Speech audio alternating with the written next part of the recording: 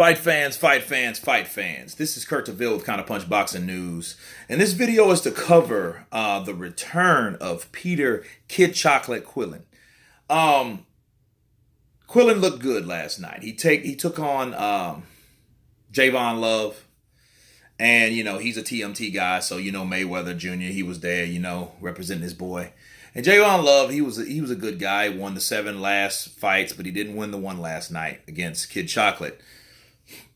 And for a while, I think I was starting to look for Kid Chocolate on the back of a milk carton because this guy was, he was missing, And I was thinking, like, what the hell happened? He just had one loss, And then one thing I understood about and I got to learn about Kid Chocolate was the fact that,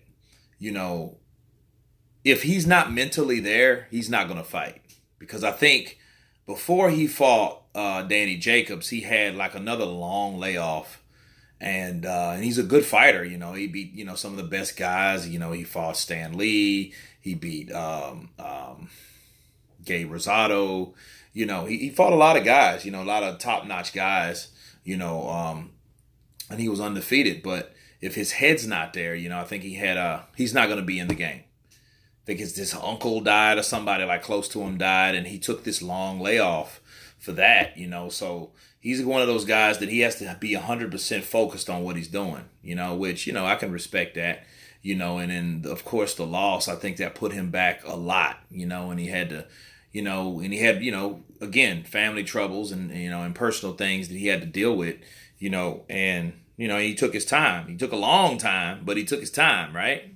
So, but anyway, he decided to move up to 168.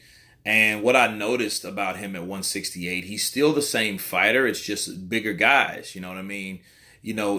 These guys now at 160, Javon Love is not a power puncher. So that's not a guy. That was a good matchup for him,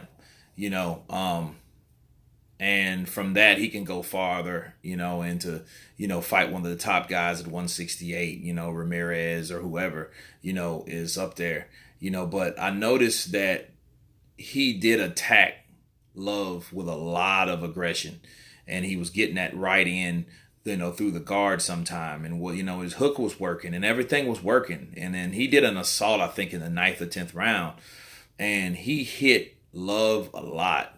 Now, Kid Chocolate is not known to be a pillow puncher. You know what I mean? In 160, he was a pretty good puncher. I think he would wait too long in defense at times. I think that was his problem with Jacobs. He was too eager to attack Jacobs, and then Jacobs was just a lot faster than him. But in this particular fight, this guy was also quick, but he was mostly a boxer mover. You know what I mean? He looked for a counterpunch after an attack, and then that was the wrong game plan. But his style, he just he moves. He's a good mover. He likes to box in spots. You know what I mean? He's not an aggressive guy, and someone like Love is perfect for Quillin because Quillin can take his time and set up what his attack is going to be. You know what I mean? So he needs you back. He needs you a certain distance in order for him to, to stage his attack. He kind of pounces on you, and then the punches that he hit Love with were just, were heavy punches, and then he didn't go anywhere.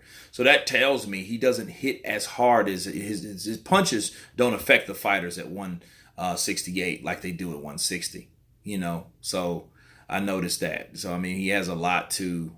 And not taking away from Love, he might just be a tough guy or whatever, but, those punches, should have, took him down to the canvas, you know what I mean? But I think the size had a lot to do with that. But anyway, Kid Chocolate is back. I like how he goes old school. He throws the chocolate bags out to the crowd, you know what I mean? And, he's very vocal, he's a very intelligent guy. And I was really rooting for him, when he fought Danny Jacobs. But Danny Jacobs totally surprised me that night and made me respect Danny Jacobs to the utmost because of what he did to Peter Quillin. Is what Peter Quillin does from this point on, determines and it affects actually another fighter. Because as Quillin goes up there and gets shut down, it's like, okay, well, that makes that fighter that beats you less significant almost. But if he goes up there and he does make a name for himself at 168 and he takes on a guy and he does have a win and he gets a belt, that just reflects on the guys that beat him. That's how it works. So, but I'm glad that he's back. He doesn't look like he's ring rust. I don't think because I came in, man, on like the fifth round, I think. And, and it looked good. And he was the aggressor. He pressed the attack. The other guy, he looked like he was in survival mode, Javon Love or whatever. So, but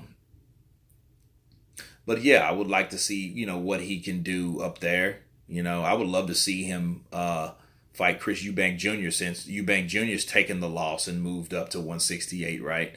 So I would love to see a fight like that, to see who's the best out of the B plus fighters. You know what I'm saying? The guys that fell a little bit from grace. Let's see where they go. I think more Chris Eubank Jr. has more to prove than Peter Quillin, but in essence, they do both have something to prove. Not just depending on the weight class, but really for themselves, to themselves, that they, deserve to be with the elite fighters. So I would like to see what they do at the end of the day, and I would like to see that matchup, So, but anyway, he looked good. His punches were decent, but again, they weren't like they were at 160, But that's what happens when you do move weight classes. You know what I'm saying? A lot of people experience that. At one class, look at Manny Pacquiao. He was a devastating puncher at 122, 126, even 130, and he moved up and he was whacking guys bigger than him. But he noticed, like, when he got past 147, he was fighting steel-jawed Margarito, whatever, like people like to call him. But, he wasn't knocking these guys out anymore. You know what I mean? But that's due to size versus your power. Versus, the size matters, man. Size matters. So, anyway, let's just give you a little comparison to old Quillin. But Quillin did good. He did a good job with Javon Love. Great win.